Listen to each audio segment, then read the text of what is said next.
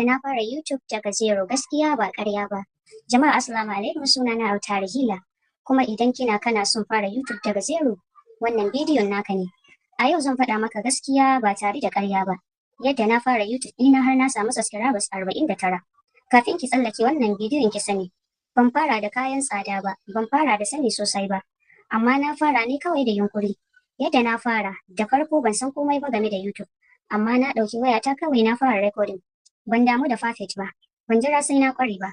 Na fara da abin da nake da shi wato waya kawai. Abubuwan da suka taimaka min. Ga abubuwa guda 3 da suka taimaka min. Consistency. Ina ƙoƙarin saka bidiyo akai-akai.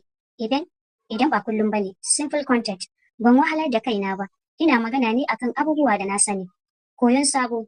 Kullum ina ƙoƙarin yadda zan gyara bidiyo da thumbnail da sauransu. Gaskiya da mutane ba sa faɗa. Gaskiya ɗaya ce. YouTube ba get rich quick bane. Zai ɗauki lokaci, zai buƙaci haƙuri, kuma zai buƙaci aiki. Amma idan kika dage zai yi. Shawara ga masu son farawa. Idan kina son fara YouTube ga shawara.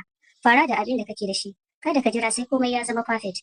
Kuma ki yarda da kanki. Idan kin ji daɗin wannan bidiyon, ku yi subscribing domin zan dinga kawo muku hanyoyin bunƙasa YouTube channel ɗinku. Na gode.